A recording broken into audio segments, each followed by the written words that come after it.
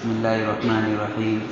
الحمد لله رب العالمين والعاقبة للمتقين والصلاة والسلام على سيد الأنبياء والمرسلين سيدنا ومولانا محمد وعلى آله وأصحابه أجمعين.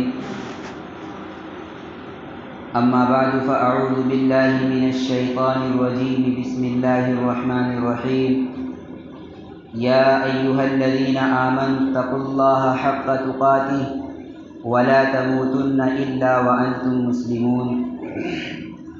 وقال تعالى في مقام آخر: يا أيها الذين آمنوا ادخلوا في السلم كافة ولا تتبعوا خطوات الشيطان إنه لكم عدو مبين.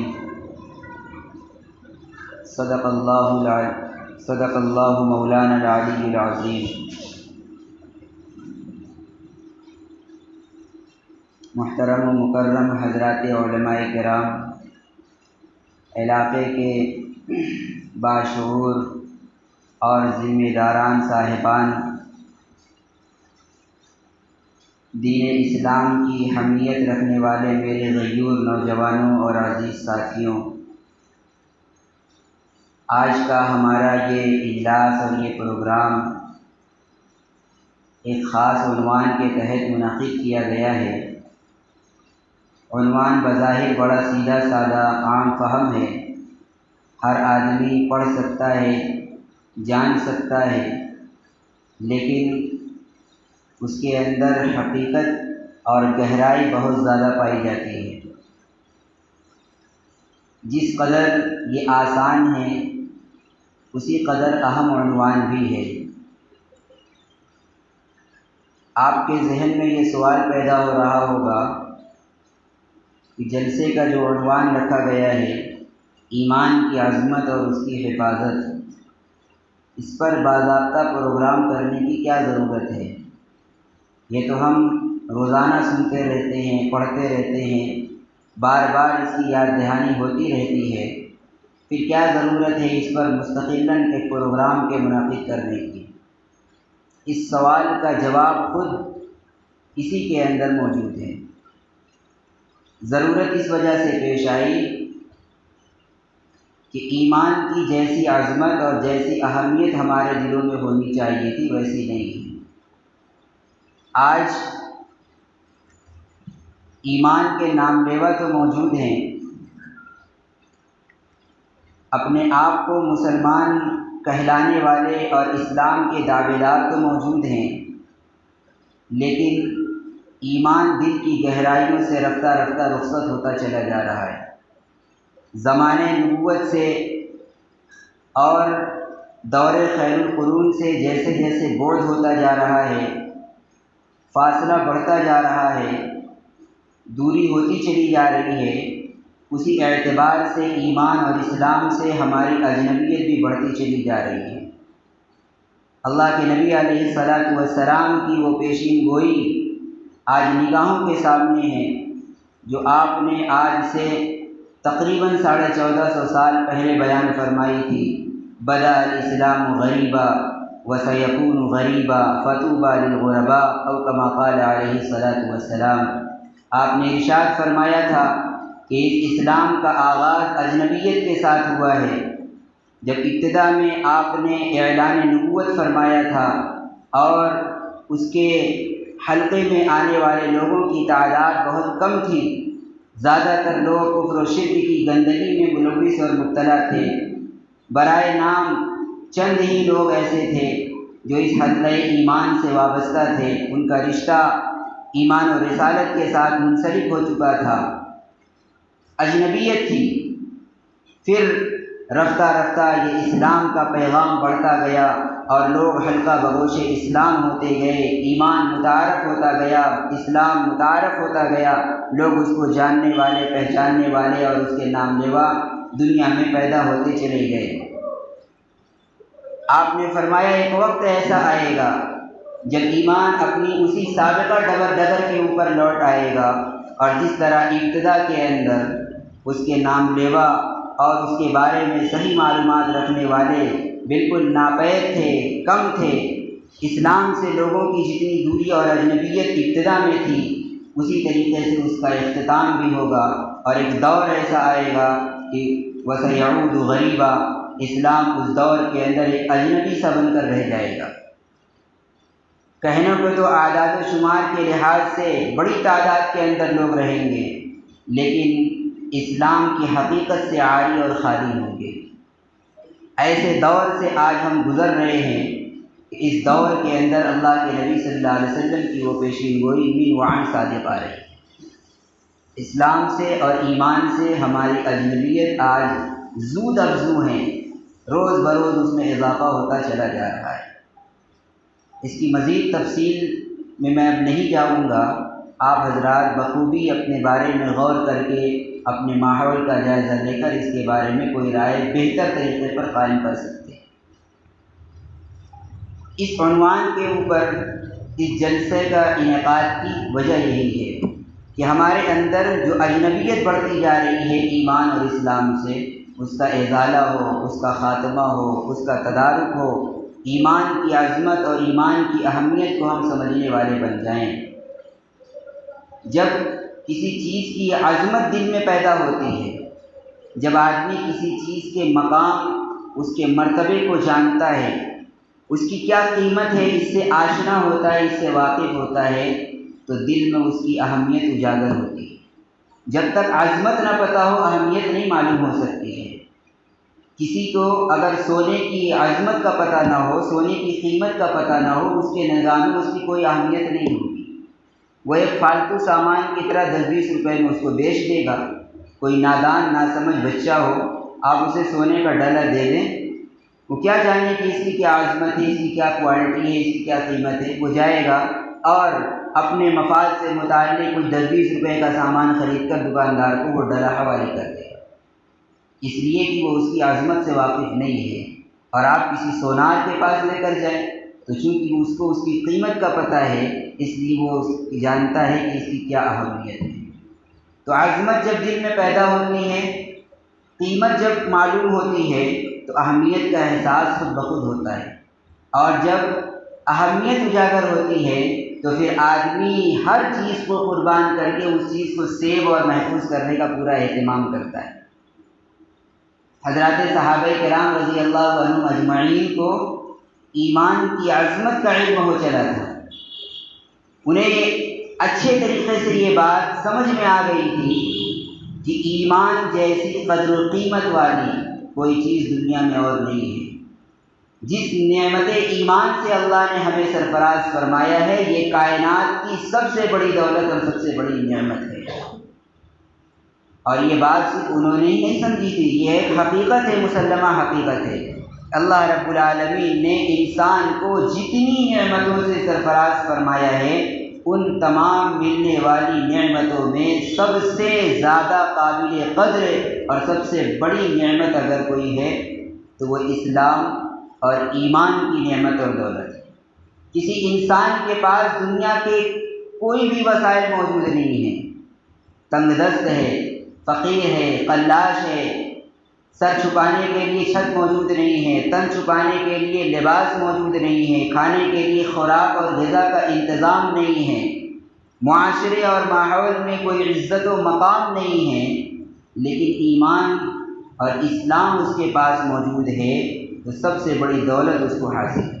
ایک نہ ایک دن انشاءاللہ وہ آخرت میں اللہ کے دربار میں سرخرو ہو کر رہے گا۔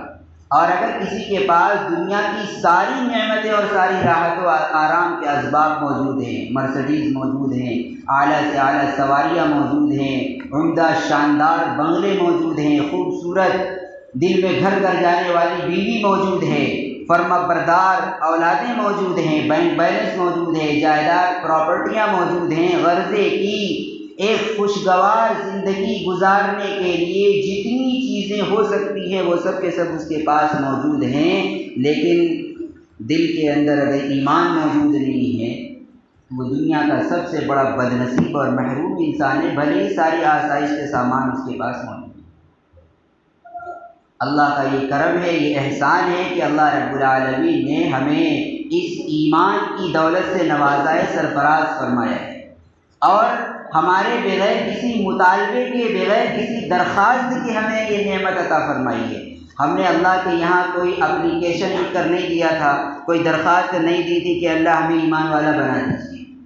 اللہ نے خاص کرم کا معاملہ ہمارے ساتھ فرمایا ہے کہ بغیر کسی ریکویسٹ کے، بغیر کسی اپلیکیشن اور درخواست کے اللہ تعالیٰ نے ہمیں ایمان کی نعمت سے سرخرو فرمایا ہے اور اسے سرفراز فرمایا ہے۔ اس پر ہمیں اللہ کا شکر گزار ہونا چاہیے، احسان مند ہونا چاہیے۔ یہ نعمت اللہ تعالیٰ ہر ایک کو عطا نہیں فرماتے۔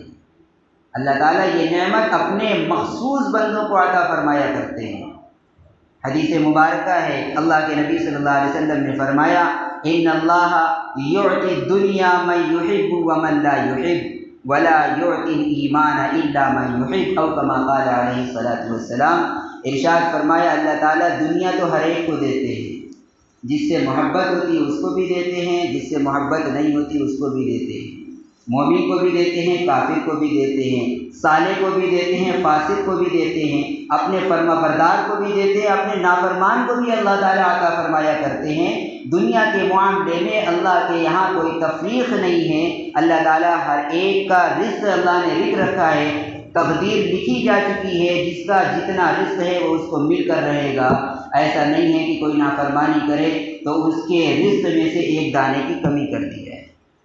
دنیا کے معاملے میں تو محبوب غیر محبوب اللہ تعالیٰ ہر ایک کو نوازتے ہیں اور عطا فرماتے ہیں۔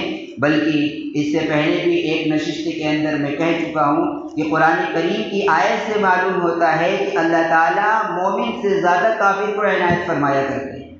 قرآن کریم میں ایک جگہ اللہ نے فرمایا کہ اے ایمان والوں، اگر مجھے تمہارے ایمان کے بارے میں خدشہ نہ ہوتا، تمہارے اسلام سے پھر جانے کا اندیشہ نہ ہوتا، تو میں ان غیر مسلموں کے، ان کافروں کے اور ان مشرکین کو اتنی دولتوں سے اور اتنی نعمتوں سے سرفراز فرما دیتا کہ ان کے گھروں کی چھتیں اور سیڑھیاں بھی سونے چاندی کی ہو جاتی، ایسی مال کی ریل پیل اور فراوانی ان کے لیے میں مہیا کر دیتا۔ یہ تو اللہ کے دنیاوی معاملات ہیں کہ اللہ ہر ایک کو دیتا ہے، لیکن جو روحانی نعمت ہے اور روحانی نعمتوں میں سب سے اعلیٰ ترین نعمت ایمان کی نعمت ہے، یہ نعمت اللہ تعالیٰ ہر ایک کو نہیں دیتے۔ ولا یعطی الایمان الا من یحب، فرمایا ایمان کی دولت سے اللہ تعالیٰ اسی کو سرفراز فرماتے ہیں جس سے اللہ کو محبت ہوتی ہے، جس سے اللہ کا تعلق ہوتا ہے، جس سے اللہ کو لگاؤ ہوتا ہے، جو اللہ کا مخصوص ہوتا ہے، اللہ تعالیٰ اسے ہی ایمان کی نعمت سے سرخرو اور سرفراز فرمایا کرتے ہیں۔ غور کیجئے، اللہ کا ہمارے ساتھ کوئی نہ کوئی مخصوص معاملہ ضرور ہے، تبھی اللہ نے ہمیں صاحب ایمان بنایا ہے، کلمہ پڑھنے والا، لا الہ الا اللہ محمد رسول اللہ کا اقرار کرنے والا بنایا ہے۔ ایمان کی عظمت کو ہمیں سمجھنا چاہیے اور اس پر ہمیں اللہ کا شکر گزار ہونا چاہیے۔ شکر کرنے سے نعمت میں فراوانی ہوتی ہے، اضافہ ہوتا ہے۔ لئن شکرتم لازیدنکم، اللہ فرماتے ہیں اگر تم شکر گزاری کرو گے میں نعمت کو اور بڑھا دوں گا۔ ہمارے لیے اس ایمان کے اوپر چلنا اور ثابت قدم رہنا اللہ تعالیٰ آسان فرما دیں گے اگر ہم اس پر اللہ کے شکر گزار اور احسان مند ہو جائیں کہ اللہ تعالیٰ نے بھی صاحب ایمان بنایا ہے۔ قرآن کریم میں اللہ نے فرمایا لا تمنوا علی اسلامکم بل اللہ یمن علیکم ان ہداکم للایمان، یہ تمہارے زور بازو کا کرشمہ نہیں ہے، یہ تمہارے قابلیت نہیں ہے کہ تم ایمان والے بن گئے ہو، تمہارے زور بازو کا اس میں دخل نہیں ہے۔ مالک کا کرم اور احسان مانو کہ اس نے تمہیں ہدایت کی توفیق دی ہے، ایمان سے سرفراز فرمایا ہے، اس لیے اس کی شکر ادائیگی کا جذبہ ہر وقت دل کے اندر موجزن رہنا چاہیے اور ہر وقت زبان سے الحمدللہ کے کلمات جاری رہنے چاہیے کہ اللہ تعالیٰ نے ہمیں مومن بنایا۔ جب یہ عظمت دلوں میں پیدا ہوگی، اہمیت پیدا ہوگی، تو پھر اب اس کی حفاظت کا سامان بھی انسان خود بخود اپنے آپ کرنے لگ جائے گا۔ حضرات صحابہ کرام رضوان اللہ علیہم اجمعین کے دلوں میں عظمت اجاگر ہو گئی تھی، وہ اس کی اہمیت سے واقف ہو چکے تھے، اس لیے پھر انہوں نے اس کی حفاظت کے لیے اپنی جان تک اگر نثار کرنا پڑا تو جان تک کو انہوں نے قربان کیا، اپنے وطن کو قربان کیا، آل اولاد کو قربان کیا، اپنے جمائے کاروبار کو ترک کیا، زخمیں جھیلے، تپتی ہوئی ریت کے اوپر اپنے جسموں کو تپایا ہے، جلایا ہے اور کوڑے برداشت کیے ہیں، تکالیف اور مظالم کو سہا ہے، لیکن اس کے باوجود اس ایمان کا سودا انہوں نے برداشت نہیں کیا۔ اخیر دم تک، مرتے دم تک اس ایمان کے اوپر ثابت قدم رہے ہیں اور پورے صدق دل کے ساتھ اس ایمان کی عظمت کو سمجھ کر اس کی حفاظت کا سامان انہوں نے مہیا کیا ہے۔ بات یہاں سے چلی تھی کہ جب آدمی اہمیت سمجھتا ہے تو پھر اس کے نتیجے میں وہ اس کی حفاظت کے لیے بھی اپنے آپ کو پیش کرتا ہے۔ آج جو ایمان سے دوری بڑھتی جا رہی ہے، اجنبیت بڑھتی جا رہی ہے، ایمان کی کوئی قدر و قیمت ہمارے اندر نہیں رہ گئی ہے، اسلامی احکامات پر عمل کرنے کا جذبہ ہمارے اندر نہیں پیدا ہو رہا ہے، اس کی ایک بہت بڑی اور بنیادی وجہ یہ ہے کہ آج ہمارے دلوں کے اندر اس نعمت ایمان کی جیسی قدر و قیمت اور اہمیت پیدا ہونی چاہیے کہ ویسی نہیں ہو رہی ہے۔ یہ بہت بڑی ناشکری ہے، اس پر ہمیں اللہ سے معافی کا خواستگار اور طلبگار ہونا چاہیے۔ اور آج اسی ناواقفیت کی بنا پر، اسی اہمیت کو نہ پہچاننے کی بنا پر، اور ایمان کی جیسی قدر و منزلت ہونی چاہیے، ایمان کا جیسا تعارف ہونا چاہیے، ویسا تعارف اور ویسی قدر و منزلت ہمارے نزدیک نہ ہونے کی بنا پر ہی وہ سارے حالات رونما ہو رہے اور پیدا ہو رہے ہیں جس کو روزانہ ہم اپنی آنکھوں سے دیکھ رہے ہیں۔ ایک خاص صنف کی طرف میں آپ کا ذہن منتقل کرنا چاہتا ہوں۔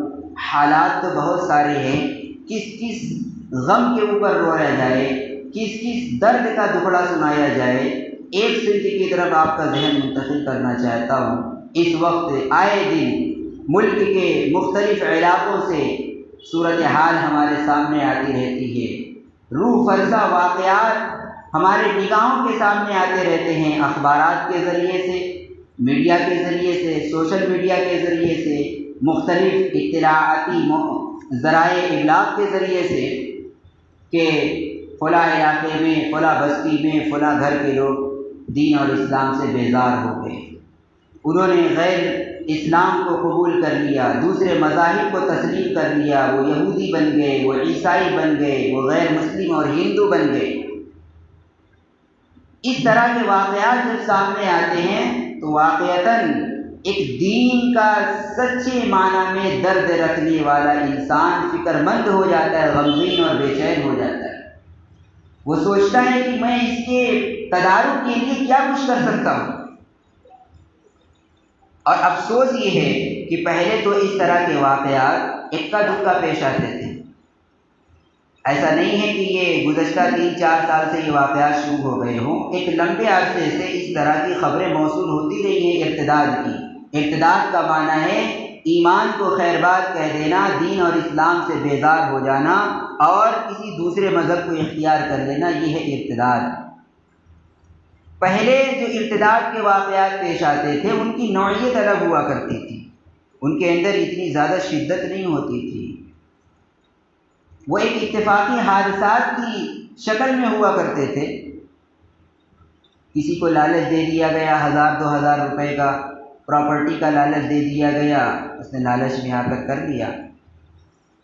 کوئی عورت ہے، کوئی مرد اس کو پسند آ گیا، اب اس کو یہ خواہش پیدا ہونے لگی کہ میں اس کی رفیقہ حیات بنوں۔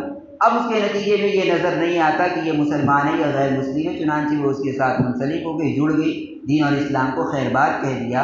پہلے اس طرح کے اکا دکا واقعات پیش آتے تھے، اتفاقی واقعات ہوتے تھے، لیکن آج گزشتہ 3-4 سالوں سے جو واقعات ارتداد کے رونما ہو رہے ہیں اور جو خبریں موصول ہو رہی ہیں وہ اب اتفاقی نہیں ہیں، ان کے اندر شدت بڑھتی چلی جا رہی ہے۔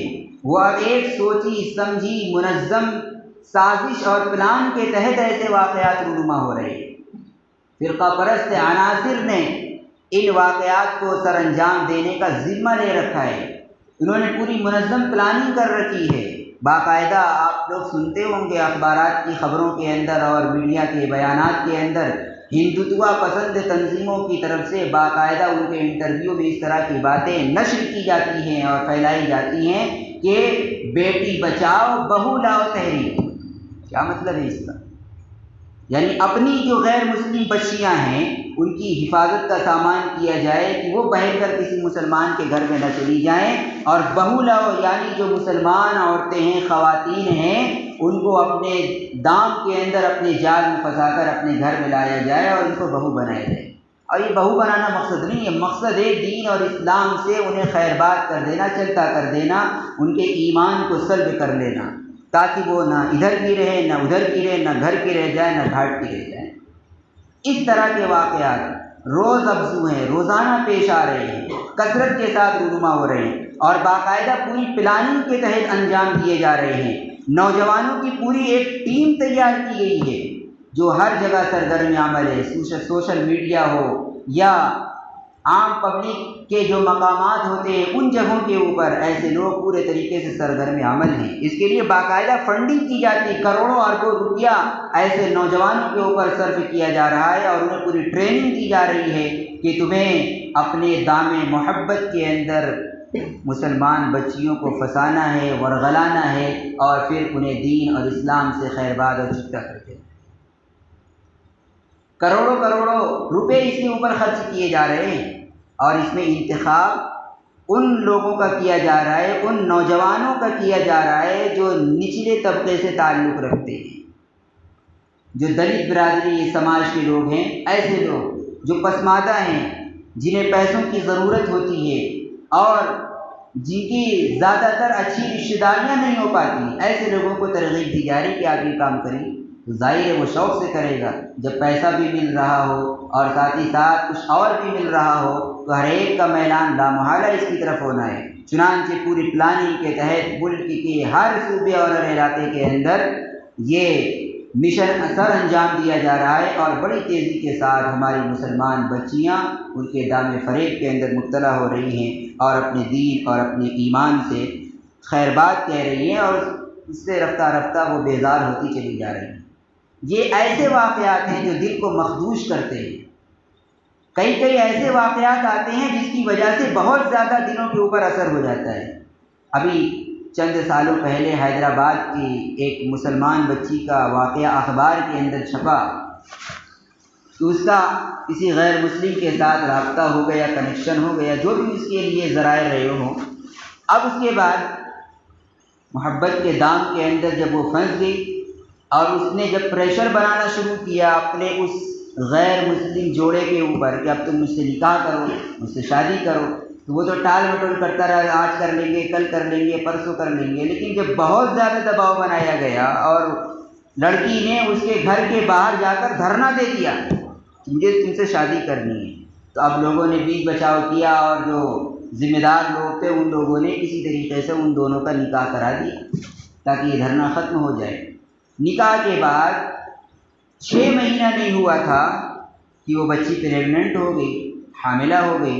اب اس کے بعد اس کا جو شوہر تھا وہ اسے مجبور کر رہا تھا کہ یہ بچہ دنیا میں نہیں آنا چاہیے، اسے ساقط کرا دیا جائے، گرا دیا جائے۔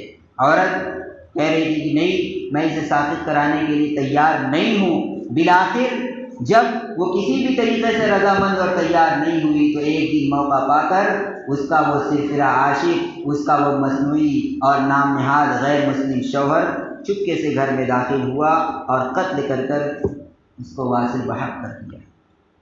اب سوچیے اس کا کیا بنا، دنیا میں بھی وہ کہیں کی نہیں رہی، کوئی عزت کوئی مقام اس کو نہیں ملا، اور آخرت کی جو تباہی ہے، جو بربادی ہے، جو خسران اور جو ناکامی ہے، وہ تو ہمیشہ ہمیشہ کے لیے۔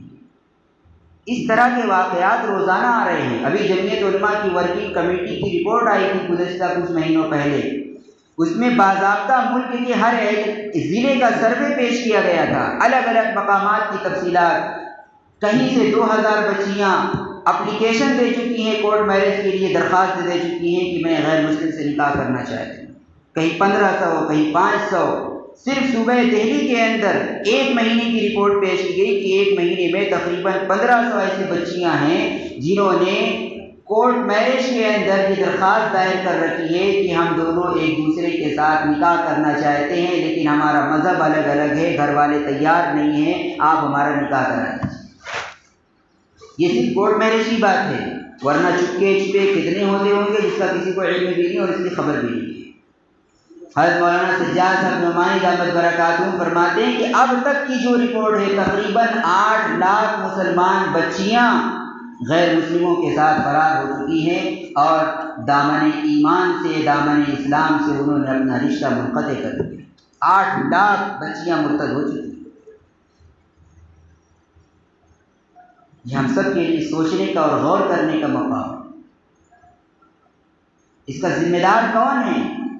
اس میں جہاں وہ قصوروار ہیں کہ انہوں نے اپنے چند لمحوں کی خواہش کے واسطے اپنے حقیقی مستقبل کو تباہ و برباد کر ڈالا، وہی ساتھ ہی ساتھ ان کے والدین اور ان کے سرپرست حضرات کی برابر کے ذمہ دار اور قصوروار ہیں، جنہوں نے اپنے اولاد کی دینی اور ایمانی تربیت کا کوئی ساز و سامان فراہم نہیں کیا، کوئی بندوبست نہیں کیا۔ ماں باپ کو صرف اس بات کی فکر ہے کہ میرا بیٹا یا میری بیٹی عصری علوم و فنون سے آراستہ و پیراستہ ہو جائے، وہ ایک ماہر ڈاکٹر بن جائے، وہ انجینئر بن جائے، وہ پروفیسر بن جائے، وہ کوئی اعلیٰ ڈگری حاصل کر لے تاکہ دنیا کی کوئی نوکری، کوئی اچھا جاب اس کو مل جائے۔ لیکن ان تمام مراحل سے گزرنے کے بعد وہ مسلمان بھی باقی رہ جائے گی یا رہ جائے گی، اس کی طرف کوئی توجہ اور کوئی خیال نہیں۔ آج اللہ معاف فرمائے، ہمارے اسکولوں اور کالجوں میں پڑھنے والے مسلمان بچیوں اور بچیوں میں سے ایک بڑا طبقہ ایسے لوگوں کا ہے، 90-95% اسکولوں اور کالجوں اور یونیورسٹیوں میں پڑھنے والے مسلمان بچے اور بچیاں ایسی ہیں کہ جو ایمان کے بارے میں نہیں جانتے، لا الہ الا اللہ محمد رسول اللہ کا صحیح تلفظ اپنے زبان سے نہیں کر سکتے۔ ان سے کہہ دیا جائے آپ کلمہ پڑھ کر سنائیے لا الہ الا اللہ محمد رسول اللہ، جو ایک سیدھا سا جملہ ہے، مکتب میں پڑھنے والا چھوٹا سا بچہ بڑے آرام کے ساتھ اس کو ادا کر دیتا ہے، ترجمہ بھی بتلا دیتا ہے، لیکن اسکولوں اور کالجوں میں پڑھنے والا وہ بڑا طبقہ مسلمان بچوں اور بچیوں کا آج اس کا صحیح تلفظ نہیں کر پاتا۔ کتنے ایسے ہیں جو بالکل خاموش رہ جائیں گے، سبدہ ان کے اوپر طاری ہو جائے گا، وہ پڑھ ہی نہیں سکتے، اس لیے کہ ایک مرتبہ بھی انہوں نے گھر کے اندر اس کلمے کا ورد نہیں سنا تھا، ماں باپ نے ایک مرتبہ بھی ان کے سامنے اس کلمے کی تلقین نہیں کی تھی، سکھایا نہیں تھا کہ بیٹا کلمہ پڑھ لو، اول کلمہ طیب لا الہ الا اللہ محمد رسول اللہ، کلمے کا ترجمہ نہیں سمجھایا تھا۔ وہ یہ بھی نہیں جانتے ہیں کہ لا الہ الا اللہ محمد رسول اللہ کے اقرار کا مطلب کیا ہے۔ ہم اللہ کو ایک مانتے ہیں، ہم زبان سے کہتے ہیں اللہ کے سوا کوئی شریک نہیں، اس کا کیا مطلب ہے؟ محمد رسول اللہ صلی اللہ علیہ وسلم کون تھے؟ ان کو ہم نبی اور رسول کیوں مانتے ہیں؟ ان کی نبوت اور رسالت کے اقرار کا کیا مطلب ہے؟ یہ بنیادی عقائد سے ناواقف ہیں۔ آخرت کیا ہے، جنت و جہنم کیا ہے، فرشتے کون ہیں، حساب کتاب کیا چیز ہے، یہ جو دین کے بنیادی عقائد ہیں جن کو جانے بغیر آدمی صحیح طریقے سے کامل اور مکمل مسلمان نہیں بن سکتا۔ آج ہماری قوم کا ایک بڑا سرمایہ 90% اور 95% طبقہ ایسا ہے جو اس سے ناواقف ہے، نابلد ہے اور ناآشنا ہے۔ ہم نے اپنے بچوں کو زیادہ تر کانوینٹوں کے اندر، یونیورسٹیوں کے اندر اور ایسی تعلیمی اداروں کے اندر داخل کر رکھا ہے جو مسلمانوں کے ادارے نہیں، وہ زیادہ تر غیروں کے ادارے ہیں، عیسائیوں کے ادارے ہیں۔ سنوین میں داخل کر دیا، سینٹ جانس کے اندر داخل کر دیا، وغیرہ وغیرہ، یہ میں نے مثالیں پیش کی ہے۔ غیروں کے ادارے ہیں، ظاہر ہے وہ ہمارے دین کی تبلیغ تھوڑی کرنے جائیں گے، وہ کلمہ تھوڑی سکھانے کے لیے جائیں گے، چنانچہ وہاں پر ابتدائی مرحلے سے دین کا کوئی عنصر شامل ہی نہیں ہوتا، دینیات پڑھائی ہی نہیں جاتی ہے۔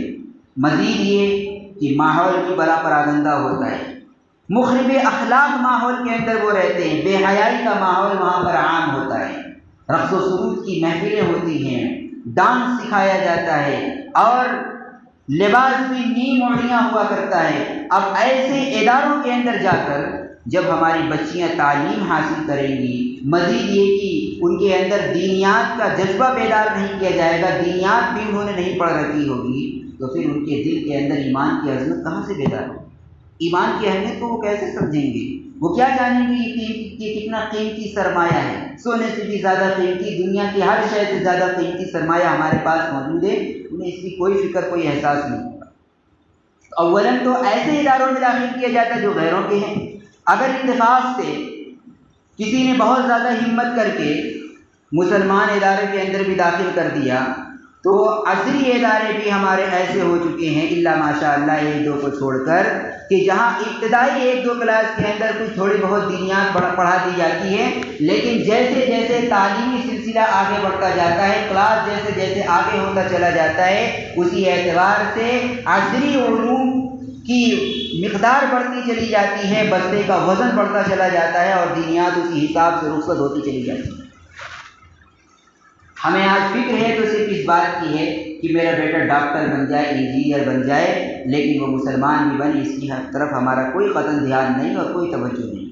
تو آج جہاں وہ خود اپنے آپ کو اس وبا کے اندر داخل کرنے کی اور دین بیداری کی ذمہ دار ہیں، وہی ساتھ ہی ساتھ ان کے والدین اور ان کے سرپرست بھی برابر کے قصوروار اور ذمہ دار ہیں۔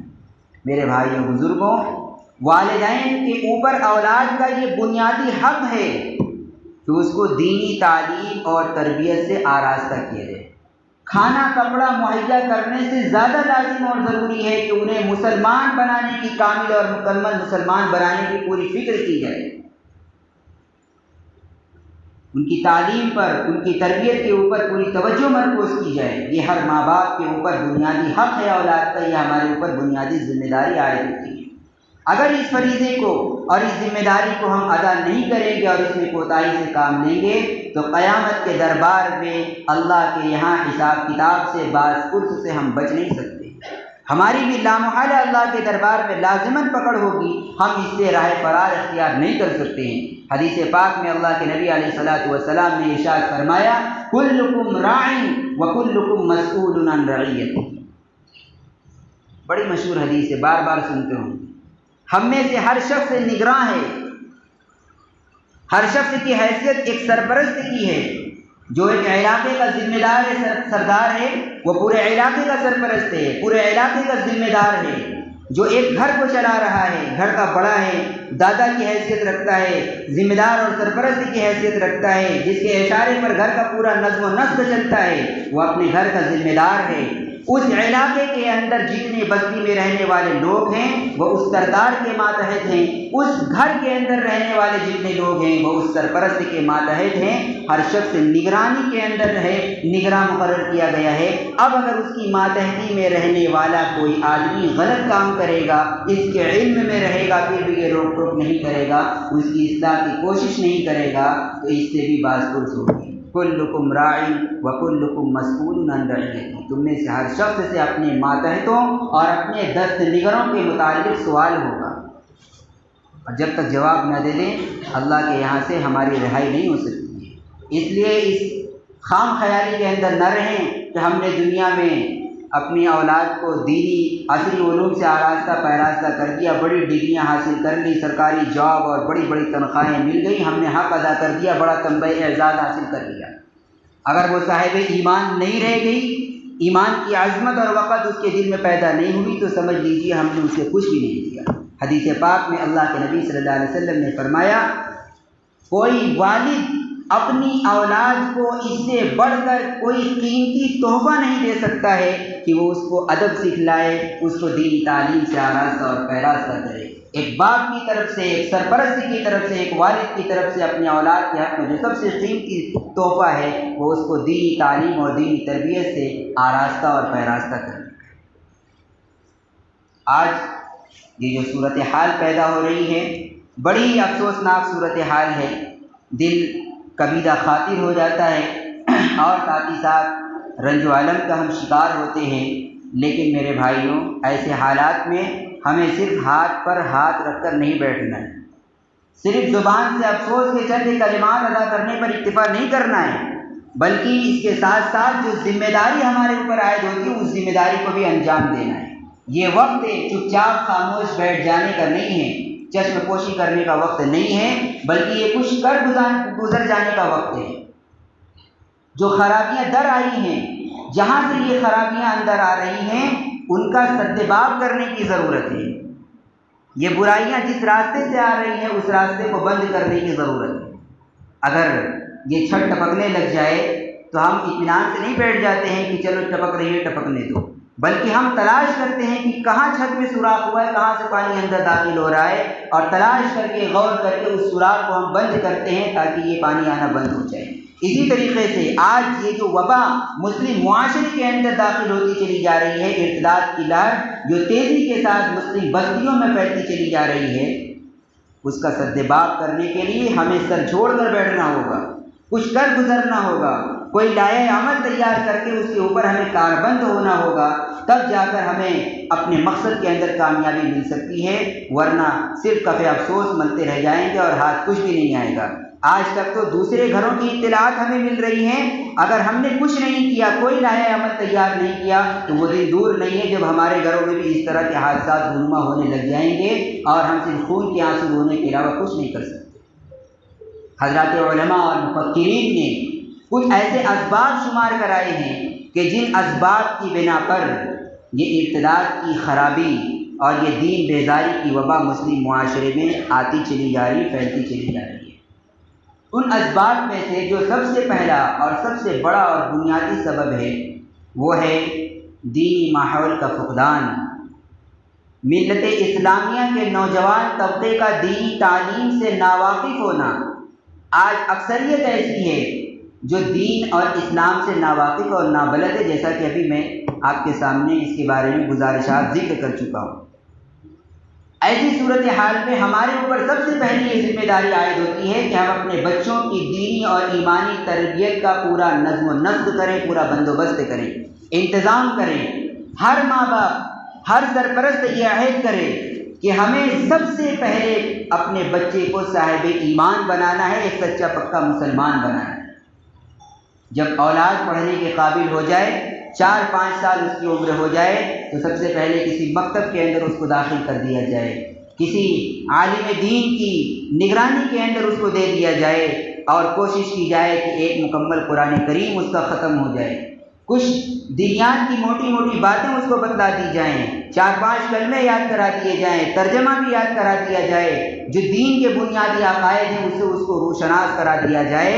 اب اس کے بعد پھر جب آگے کے جو تعلیمی مراحل ہے وہ آپ شوق سے انجام دیتے رہیے، انشاءاللہ جب یہ جڑ مضبوط ہو جائے گی، اب اس کے بعد لاکھ کفر و شرک کی آندھیاں چلتی رہیں، ارتداد کی ہوائیں چلتی رہیں، وہ اس جڑ کو متزلزل نہیں کر سکتی۔ اس لیے ہمیں اپنی بنیاد اور اپنی جڑ کو مضبوط کرنا ہے۔ ہم میں سے ہر ایک یہ تہیہ کر لے، یہ عزم مصمم کر لے کہ جب تک ہمارا بچہ، ہماری بچی قرآن کریم کو ختم نہیں کر لے گی، دین کی بنیادی باتوں سے واقف نہیں ہو جائے گی، کلمے کی اور ایمان کی عظمت اس کے دل میں راسخ نہیں ہو جائے گی، اس وقت تک ہم اسے کسی عصری تعلیم گاہوں کے اندر داخل نہیں کریں گے۔ اس کا تہیہ کرنا پڑے گا۔ دوسری چیز جو بڑے اسباب میں سے ہے وہ ہے آج شادی کے اندر حد سے زیادہ تاخیر۔ بڑے افسوس کے ساتھ کہنا پڑ رہا ہے کہ آج مسلم معاشرے کے اندر شادیوں میں تاخیر حد سے زیادہ بڑھتی چلی جا رہی ہے۔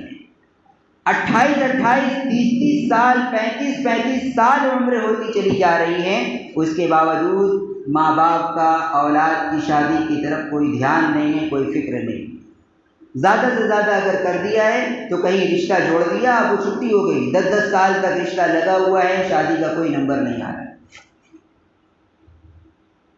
اب ایسی صورتحال میں جب شادیوں کی عمروں میں تاخیر ہوتی چلی جائے گی اور آدمی کے اندر بالغ ہونے کے بعد ایک نفسانی خواہشات فطری طور سے اللہ رب العالمین نے رکھی، جنسی خواہشات کا جذبہ رکھا ہے، ہر آدمی فطری طور سے اس کی طرف مائل ہوتا ہے۔ جب بچیاں بالغ ہو گئیں 14 سال 15 سال کی عمر میں، بلکہ آج کل کے دور کے اندر تو 10 اور 12 سال کے اندر ہی بچیاں بالغ ہو جا رہی ہیں، انہیں حیض آ جا رہا ہے۔ لوگ جب مسائل پوچھنے آتے تھے علم ہوتا ہے کہ اتنی عمروں کے اندر بھی بلوغت ہو جا رہی ہے۔ تو 10-12 سال کی عمر میں جو بچی بالغ ہو گئی، اب اس کے اندر جو جنسی خواہشات بیدار ہو رہی ہیں، آپ 16 سال تک 20 سالوں تک اس کو روک کر رکھ رہے ہیں۔ کب تک انسان اپنی جنسی خواہشات کو دبا کر اور کنٹرول کر کے رکھ سکتا ہے؟ مزید برآں شادیوں میں تاخیر کی ایک بڑی وجہ جو بن رہی ہے وہ ہے شادیوں میں فضول خرچی۔ آج کے دور کے اندر جو متوسط طبقہ ہے ان کی شادیوں کو اگر دیکھا جائے اور ان کے اندر جو خرچ ہو رہے اس خرچ کا تخمینہ لگایا جائے تو ایسی شادیاں ہو رہی ہیں جیسے پرانے زمانے کے رؤسا کی اور نوابوں کی شادیاں ہوا کرتی تھیں۔ وہ چمک دمک، وہ رونق اور وہ طرح طرح کے انتظامات جو پہلے زمانے کے نواب اپنی بیٹیوں کی شادیوں میں کیا کرتے تھے، آج متوسط طبقہ ایسے انتظامات کر رہا ہے۔ بھلے ہی اس کی حیثیت ہو یا نہ ہو، گہنے بیچنے پڑ جائیں، زمین بیچنی پڑ جائے، کسی سے قرض لینا پڑ جائے، سارے جتن وہ کرتا ہے، لیکن ان تمام طرح کے انتظامات کے اوپر مجبور ہوتا ہے۔ اور جو اعلیٰ معیار کے لوگ ہیں، جو مالدار ہیں، جو سرمایہ دار ہیں، ان کا تو پوچھنا ہی کیا ہے، ان کے تو مزاج کا کوئی اندازہ ہی نہیں لگا سکتا ہے کہ وہ کیا کچھ کر بیٹھیں گے۔ اللہ نے نواز رکھا ہے تو کیا کچھ وہ کر بیٹھیں گے اور کتنا خرچ کر دیں گے، اس کا کوئی حساب کتاب نہیں لگایا جا سکتا ہے۔ آج بڑے گھرانے کی، سرمایہ دار گھرانوں کی صرف منگنیوں کے موقع پر لاکھوں لاکھ روپے خرچ ہو رہے ہیں۔ ایسی دعوتیں کی جا رہی منگنیوں کے موقع پر، ہزار ہزار آدمیوں کی دعوتیں اور ایسے ایسے پکوان تیار کیے جا رہے ہیں کہ شاید اگر اس خرچ کو شمار کر لیا جائے تو غریب بچیوں کے 10-12 بچیوں کی شادیاں بڑے آرام سے ہو جائیں، صرف منگنی کے موقع پر۔ پھر اس کے بعد جب لین دین ہوتا ہے، جب تاریخیں طے کی جاتی ہیں، اس موقع پر بھی بے تحاشا روپے کو خرچ کیا جاتا ہے، فضول خرچیاں ہوتی ہیں۔ اور پھر جب شادیاں آ جائیں تو کیا کہنے، آپ دیکھ لیجئے، یہ میں کوئی اجنبی باتیں آپ کے سامنے پیش نہیں کر رہا ہوں، وہی باتیں کہہ رہا ہوں جو ہم اپنی آنکھوں سے دیکھ رہے ہیں۔ لاکھوں لاکھ روپے کے، 2-3 لاکھ روپے کے صرف شامیانے سجائے جا رہے ہیں، ٹینٹ لگائے جا رہے ہیں۔ اور کچھ لوگوں کے اور زیادہ اونچا مزاج ہوتا ہے تو وہ تو لونوں کے اندر چلے جاتے ہیں، جہاں 15-20 لاکھ روپے صرف اس شادی کرنے والے ہال کے ہوتے ہیں۔ پھر اس کے بعد قسم قسم کے پکوان، طرح طرح کے مہنگے آئٹم، چائے ناشتے کا بھی انتظام ہے، 5 قسم کے پان کا بھی انتظام ہے، 10 طرح کے کھانے کا انتظام ہے۔ آپ سوچئے فری میں تو یہ چیزیں نہیں آ جاتی ہیں، ظاہر ایک خطیر رقم ان ساری چیزوں کے لیے خرچ کرنی پڑتی ہے۔ اب جب مالدار طبقہ اپنی مالداری کے اظہار میں حد سے آگے بڑھتا جا رہا ہے، متوسط طبقہ اپنی عزت بچانے کے لیے اسی ریت میں اس کے پیچھے پیچھے چلا جا رہا ہے، تو جو غریب طبقہ ہے، لاچار اور مجبور طبقہ ہے، جو بیچارہ روز کنواں کھود کر اپنے پانی کا انتظام کرتا ہے، 2 وقت کی روٹی کا بڑی مشکل سے انتظام کر پاتا ہے، اس کے گھر میں جب بچیاں پروان چڑھیں گی، نوجوان ہوں گی، ان کے گھر میں جب رشتے نہیں آتے ہیں، اس لیے کہ لوگ جانتے ہیں کہ یہ ہمیں کیا دے سکتے ہیں، یہ تو ہمارا کوئی مطالبہ ہی پورا نہیں کر سکیں گے، یہ تو اچھی دعوت بھی نہیں کر سکیں گے، کھانا اچھا نہیں کھلا سکیں گے، تو مطالبات کہاں سے پورے ہوں گے۔ ایسے گھروں کے اندر جب رشتے نہیں جاتے ہیں غربت اور افلاس کی وجہ سے، بچیوں کی عمریں بڑھتی چلی جاتی ہیں، اور پھر وہ جو کنٹرول کا مادہ ہوتا ہے وہ رفتہ رفتہ اندر سے رخصت ہوتا چلا جاتا ہے۔ 28 سال 30 سال جب عمریں بچیوں کی پہنچ جاتی ہیں، اب ان کے دل میں یہ احساس پیدا ہو جاتا ہے کہ مسلمان قوم کے اندر میری کوئی پوچھ نہیں رہی، میری اپنی قوم نے میری لاج نہیں رکھی، میں مسلمان تھی لیکن کسی نے میرا خیال نہیں رکھا۔ اور پھر مزید جو پوری فنڈنگ ہو رہی ہے، پوری پلاننگ ہو رہی ہے، سامنے سے ایک غیر مسلم لڑکا نظر آتا ہے تو اس کے اوپر ہر طرح کے خرچ کے لیے تیار ہے، اعلیٰ سے اعلیٰ قیمتی تحفے اس کو دینے کے لیے تیار ہے، بڑی بڑی تحفے تحائف دیے جا رہے ہیں، ایک سنہرا خواب دکھایا جا رہا ہے مستقبل کے حوالے سے کہ ایسے شاہی محل میں تم کو رکھوں گا اور جان تمہارے اوپر نچھاور کروں گا۔ کون ہے جو ایک طرف اپنے قوم کی بدبختی اور اپنے قوم کی شقاوت قلبی کو دیکھنے کے بعد دوسری طرف سے جب یہ رحم دلی کو دیکھے گا تو اس کی طرف مائل نہیں؟ نتیجتاً یہ ہوتا ہے کہ اب ہماری بچیاں بڑی آرام سے اغیار کے دام فریب کا شکار ہو جاتی ہیں، اور پھر وہ ایک وقت آتا ہے کہ ماں باپ کے لاکھ سمجھانے کے باوجود بھی وہ رکنے کے لیے اور ماننے اور سمجھنے کے لیے تیار نہیں ہوتی، اور جو چیز دماغ میں انہوں نے تج لی ہے وہ اس کو کر گزرتی ہیں، بھلے ہی اس کے لیے اپنے دین اور اپنے ایمان کا سودا کرنا پڑ جائے، وہ ہر سودا کرنے کے لیے تیار ہو جاتی ہیں۔ کیوں؟ انہیں یہ احساس ہو جاتا ہے کہ اگر میں مسلمان بن کر رہوں گی تو میری قوم کے اندر کوئی میرا پوچھنے والا نہیں ہوگا۔ یہ شادیوں میں تاخیر میرے بھائیوں بزرگوں آج ارتداد کے اسباب میں سے ایک بہت بڑا سبب ہے۔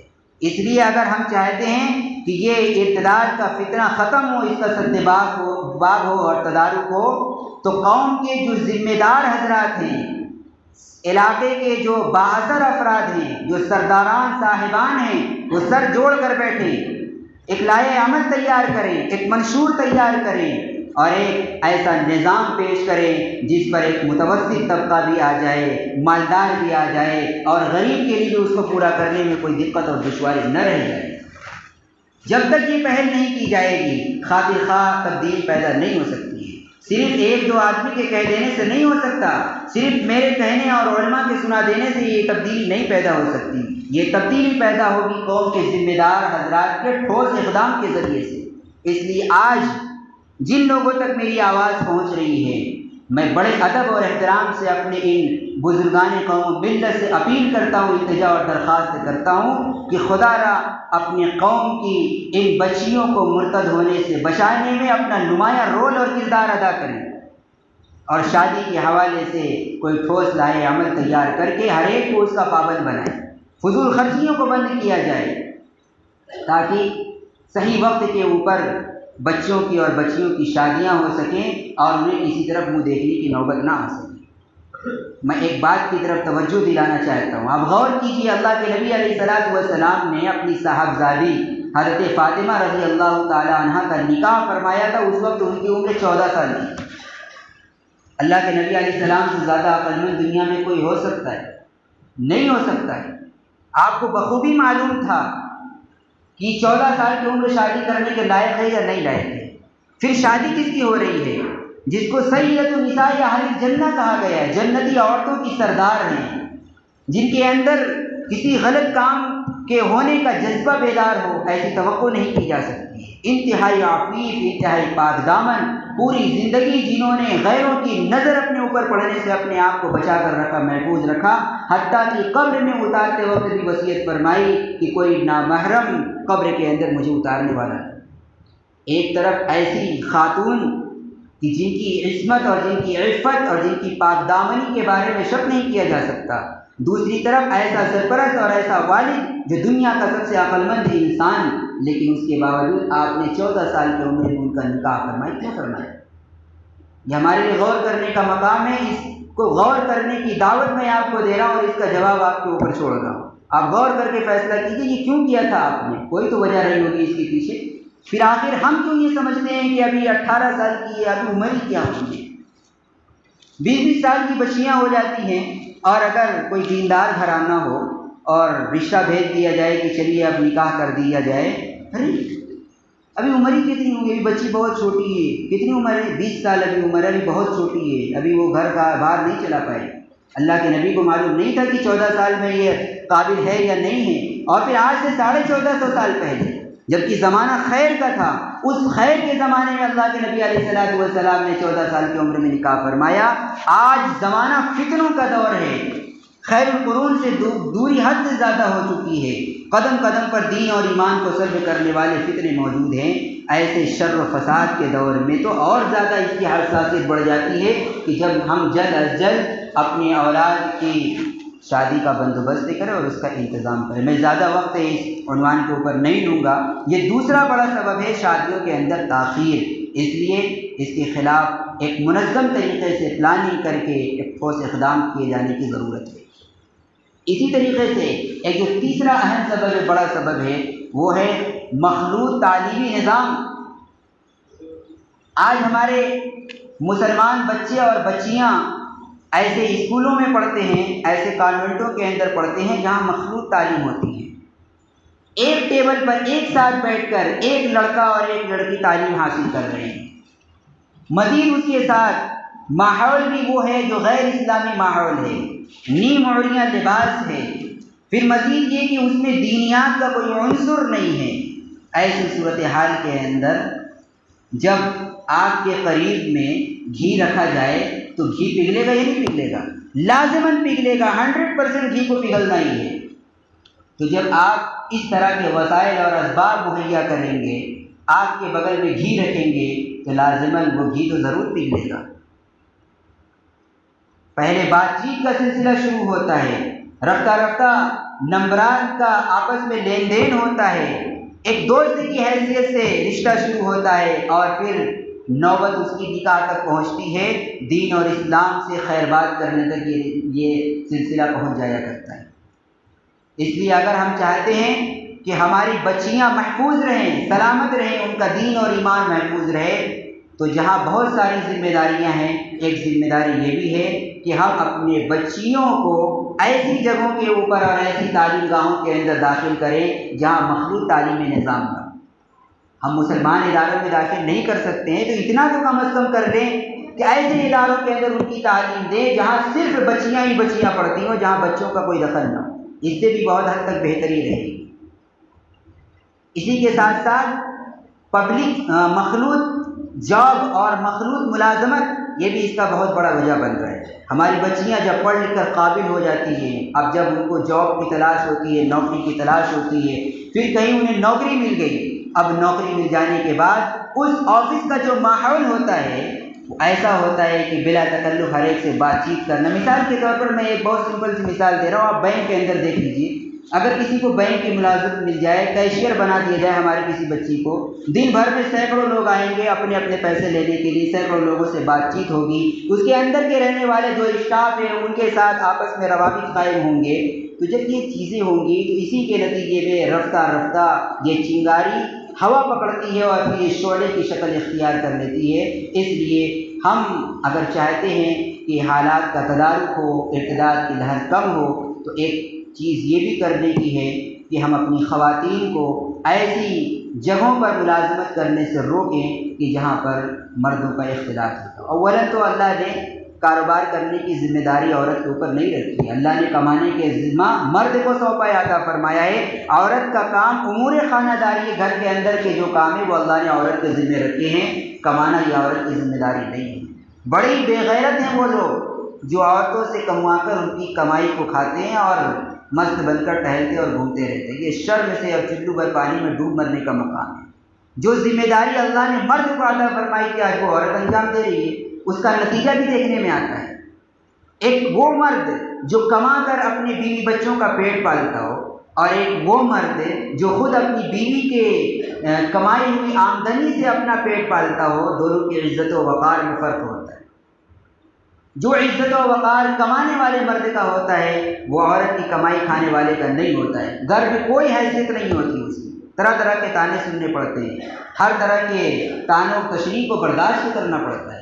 تو غیرت کی بھی خلاف ہے اور ساتھ ہی ساتھ اسلام کے نظام کے بھی خلاف ہے، اس لیے عورتوں کو اسے دور ہی رہنا چاہیے۔ اور اسی کے ساتھ ساتھ ایک اور اہم چیز ہے، وہ یہ ہے کہ آج ہماری اولادیں تعلیم کے میدان میں، ہمارے جو مرد حضرات ہیں، جو لڑکے ہیں، وہ تعلیم کے میدان میں برابر پیچھے ہوتے چلے جاتے ہیں۔ آپ دیکھتے ہوں گے جب بھی رزلٹ آتے ہیں، نتائج آتے ہیں، تو عموماً سرخیوں میں یہ ملتا ہے اس بار بھی بچیوں نے بازی ماری۔ یہ صرف ایسا نہیں ہے کہ قابلیت کی بنا پر بازی مار دی ہو، اس میں ایک پلاننگ کا اور ایک سازش کا بھی دخل ہے۔ جان بوجھ کر منظم سازش اور پلاننگ کے تحت ہماری بچیوں کو آگے کیا جا رہا ہے اور بچوں کو پیچھے کیا جا رہا ہے، تاکہ جب بچیاں تعلیمی میدان میں آگے نکلیں گی تو ظاہر ہے جب کوئی آدمی قابل ہوتا ہے، ڈگری والا ہوتا ہے، تو اس کے اندر کا ایک بڑائی کا جذبہ بیدار ہوتا ہے۔ وہ یہ چاہتا ہے کہ میرا جو رفیق حیات بنے، میرا جو پارٹنر بنے، جو جس کے ساتھ مجھے زندگی گزارنا ہے، وہ قابلیت میں، وہ ڈگری میں میرا ہمسر ہونا چاہیے، میرا برابر ہونا چاہیے۔ اگر اس سے کم درجے کا ہو تو یا تو ماں باپ تیار نہیں ہوتے ہیں، اور اگر ماں باپ تیار ہو گئے تو لڑکی اس جگہ رشتہ کرنے کے لیے تیار نہیں ہے۔ اس میں اس کی اپنی حقیقت محسوس کرتی ہے، اپنی ذلت محسوس کرتی ہے کہ میں اتنی اعلیٰ تعلیم یافتہ ہو کر اور بڑی بڑی ڈگریاں لے کر میں مشین چلانے والے کے ساتھ چل جاؤں، میں ایک کاروباری کے ساتھ، ایک کپڑا بننے والے کے ساتھ چلی جاؤں، میں ایسا رشتہ منظور نہیں۔ تو یہ چیز لڑکوں کا تعلیمی میدان میں پیچھے رہ جانا، یہ بھی ایک سبب بن رہا ہے اغیار کے ساتھ ہماری بچیوں کے منسلک ہونے کا۔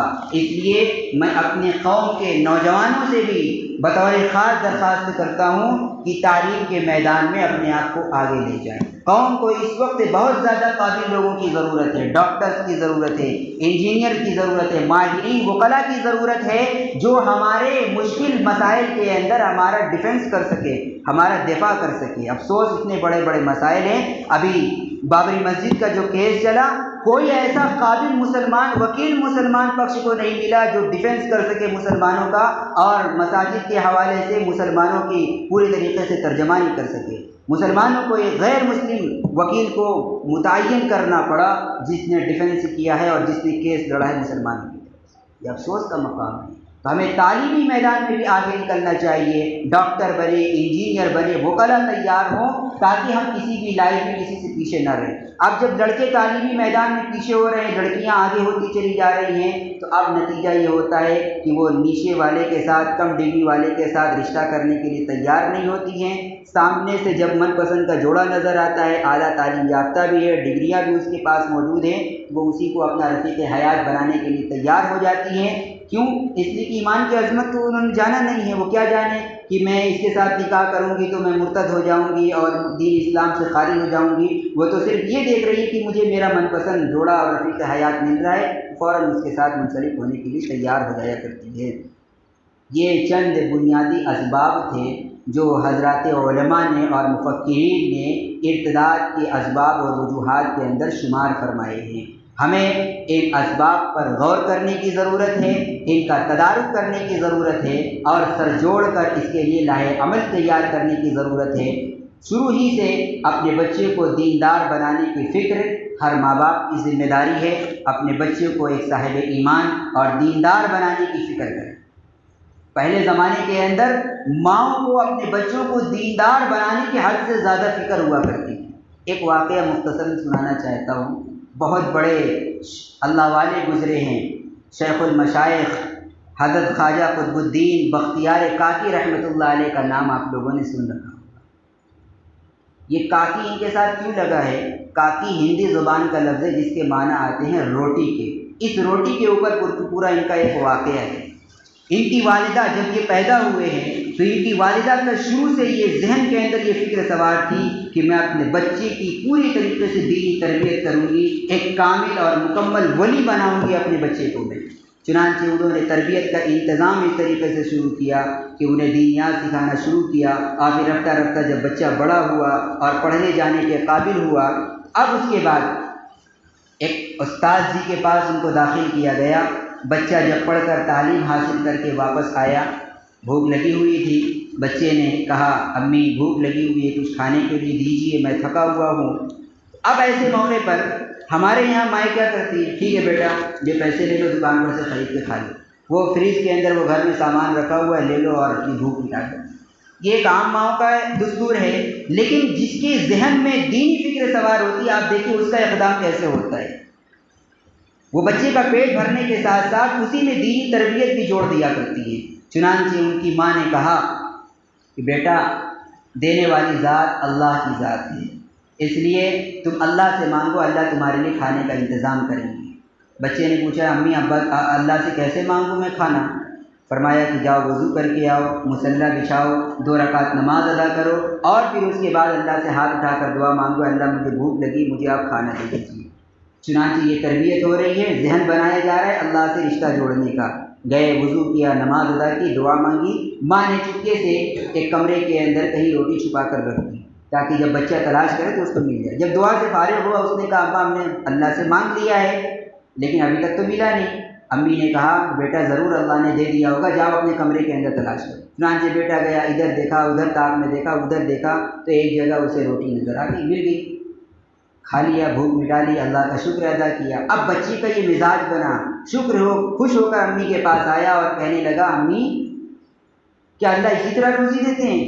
کہا بیٹا اللہ اسی طرح روزی دیتے ہیں۔ اللہ سب کو روزی دیتے ہیں؟ ہاں بیٹا اللہ سب کو روزی دیتے ہیں۔ اللہ اتنے بڑے کریم ہیں؟ ہاں بیٹا اللہ اتنے بڑے کریم ہیں، وہ ہر ایک کو روزی دیا کرتے ہیں۔ چنانچہ اس طریقے سے بچے کی تربیت ہو رہی ہے، روز بچہ مدرسے جا رہا ہے، پڑھ کر آ رہا ہے، خود بخود مصلی بچھا رہا ہے، ماں پہلے سے روٹی تیار کر کے رکھ دیتی تھی، یہ دستور چلتا رہا۔ ایک دن اتفاق سے ان کی ماں کہیں قریب کے رشتہ دار میں کسی تقریب میں گئی ہوئی تھی، واپس آنے میں گھر میں کچھ تاخیر ہو گئی۔ جب وقت کا پتہ چلا تو احساس ہوا کہ یہ تو بچے کے مکتب سے واپس آنے کا وقت ہو چلا ہے، ابھی تک تو میں نے روٹی تیار نہیں کی ہے۔ اب کیا ہوگا؟ اگر اسے روٹی نہیں ملی تو کہیں ایسا نہ ہو میں نے گزشتہ دور میں جو اس کے ایمان بنانے کی اور اس کی دینی تربیت کرنے کی جو فکر کی تھی، کہیں وہ میری محنت حقارت نہ ہو جائے۔ گھبراتی ہوئی برقع لے کر راستے میں تیز تیز ہانکتے ہوئے آ رہی ہیں اور بار بار دل میں اللہ سے دعا کرتی جا رہی ہیں، بار الہ، جو محنت میں نے کی ہے اپنے بچے کا دین اور ایمان بنانے کی، تیرے ساتھ اس کا رشتہ جوڑنے کی، اللہ میری وہ محنت حقارت نہ ہونے پائے۔ چنانچہ گھر پہنچی ہیں، دیکھا بچہ اطمینان سے میٹھی نیند سو رہا ہے، ماں نے اس کو ابھی جگایا نہیں، گئی فوراً جلدی جلدی روٹی بنایا، اس کو چھپایا، پھر اس کے بعد جا کر بڑے پیار اور شفقت کے ساتھ بچے کو بیدار کیا، جگایا اور کہا بیٹا اٹھو، آج بھوک نہیں لگی تمہیں؟ اس نے کہا، بیٹے نے کہا امی آج مجھے بھوک نہیں لگی ہے، میں تو میرا پیٹ بھرا ہوا ہے۔ امی نے کہا کیسے پیٹ بھرا ہوا ہے؟ میں نے کہا میں تو کھانا کھا چکا ہوں۔ کہا کہاں سے تمہیں کھانا ملا، کہاں سے روٹی ملی؟ کہا امی میں آج گھر پر آیا، وضو کیا، نماز پڑھی، میں نے دیکھا آپ بھی گھر پر نہیں ہیں، تو آج مجھے اور زیادہ فکر سوار ہوئی کہ آج تو امی بھی گھر پر نہیں، آج مجھے کھانے کے لیے کون دے گا؟ چنانچہ اس کے بعد میں نے اللہ سے دعا کی، اللہ مجھے کھانا دے دیجئے۔ تو اس کے بعد پھر میں نے کمرے میں تلاش کیا، ایک برتن کے اندر مجھے وہ کھانا مل گیا، وہ جو روٹی جو مجھے روزانہ ملتی تھی وہ مل گئی۔ لیکن امی معلوم ہے آج کیا عجیب بات پیش آئی ہے؟ کیا ہوا ہے آج؟ کہنے لگے کہ پہلے کی روٹی میں اور آج کی روٹی میں نمایاں فرق تھا۔ آج کی روٹی کھانے میں جو لذت مجھے محسوس ہوئی ہے میں اس کو بیان نہیں کر سکتا، اللہ کے یہاں سے آیا ہوا رزق تھا، اس لذت کو، اس کیفیت کو میں بیان نہیں کر سکتا ہوں۔ تو میرے بھائی بزرگوں، یہ واقعہ سنا کر میں یہ بتلانا چاہتا ہوں کہ پہلے زمانے میں مائیں اپنے بچوں کی دینی تعلیم اور تربیت کا اس طرح انتظام کیا کرتی ہیں، ان کی پرورش بھی ہو رہی ہے، دینی مزاج بھی ان کا بنایا جا رہا ہے۔ آج اسی طریقے سے ہمیں اپنے بچوں کی تربیت کرنے کی ضرورت ہے، گھروں میں دینی ماحول کو عام کیا جائے، دینی بیداری لائی جائے، دین کی کتابیں پڑھی جائیں۔ آپ سوچئے جتنے یہاں پر ذمہ دار حضرات ہیں، میں بڑے ادب سے گزارش کرتا ہوں، ہر ایک سے ایک سوال کرنا چاہتا ہوں، ہم نے اتنی زندگی اپنی گزار دی، 50 سال، 60 سال، 70 سالہ یہ زندگی ہم نے گزاری ہے، اس پوری زندگی میں کیا کبھی ایک مرتبہ بھی باقاعدہ اہتمام کے ساتھ ہم اپنے گھر کے ماتحتوں کو اور اپنی اولاد کو لے کر بیٹھے ہیں دینی تربیت کے لیے؟ کبھی کہا ہے آؤ بیٹے آ جاؤ ذرا دین سیکھ لیں، ذرا ایمان سیکھ لیں؟ کبھی ایسی توفیق ہوئی ہے؟ یہ خود ہم میں سے ہر ایک کو اپنے گریبان میں جھانک کر دیکھنے کی ضرورت ہے۔ جب ہم اپنے فریضے کو ادا نہیں کر رہے ہیں تو پھر رونا کس بات کا ہے؟ یہ دن تو آنا ہی تھا، اس دن کے لیے جڑ اور بنیاد کا کام تو ہم نے کیا ہے، بیج تو ہم نے ہی ڈالا ہے۔ اب جب وہ پودا ناسور بن چکا ہے تو روتے پھرتے رہتے ہیں کہ مولوی صاحب سمجھا دیجئے، بتلا دیجئے، یہ ماننے کے لیے تیار نہیں۔ اس لیے اگر چاہتے ہیں کہ وہ نوبت نہ آئے تو شروع ہی سے، پہلے ہی دن سے گھر کے اندر دینی ماحول کو عام کیا جائے، فضائل اعمال کو پڑھا جائے، دینیات کو پڑھا جائے، قرآن و حدیث کی تعلیم کے حلقے لگائے جائیں اور اپنی اولادوں کو ایمان کی اہمیت اور حساسیت سے واقف کرانے کی کوشش کی جائے۔ کریں گے سب لوگ انشاءاللہ؟ اگر اس طریقے سے کریں گے تو انشاءاللہ جو ارتداد کی لہر چلی ہے اس کا تدارک ہوگا، سدباب ہوگا، اور اس وقت جن مسائل سے ہم دوچار ہیں انشاءاللہ اللہ رب العالمین اس سے راہ نجات ہم سب کو عطا فرمائیں گے۔ اللہ تعالی ہم سب کو دین اور ایمان کی عظمت اور اہمیت سمجھنے اور تا دم آخر اس کی حفاظت کرنے کی توفیق عطا فرمائیں۔ آخر دم تک اللہ تعالیٰ ایمان پر سلامت قائم اور دائم رکھے، خاتمہ بالخیر نصیب فرمائے، لا الہ الا اللہ محمد رسول اللہ کے اقرار کے ساتھ ہماری آخری سانس اس دنیا سے رخصت ہو۔ قرآن کریم میں اللہ تعالیٰ نے اسی کو فرمایا ہے، یا ایھا الذین آمنوا اتقوا اللہ حق تقاتہ، اے ایمان والو اللہ سے ڈرو جیسا اس سے ڈرنے کا حق ہے، ولا تموتن الا وانتم مسلمون۔ تاکید کے ساتھ اللہ فرما رہا ہے، نون تاکید ثقیلہ، ضرور بھی ضرور تمہاری موت ہر حال میں حالت اسلام پر آنی چاہیے، لا تموتن الا وانتم مسلمون، مت مرنا مگر حالت اسلام۔ یہ اللہ کی طرف سے تاکید کی جا رہی ہے ہمیں کہ تمہاری موت ایمان کی حالت پر آنی چاہیے۔ ہم آخر دم تک اپنے ایمان کی حفاظت کا سامان فراہم کرنے کی کوشش اور فکر کریں۔ اللہ تعالیٰ مجھے بھی اور آپ سب کو بھی عمل کی توفیق مرحمت فرمائیں۔ وآخر دعوانا الحمدللہ رب العالمین۔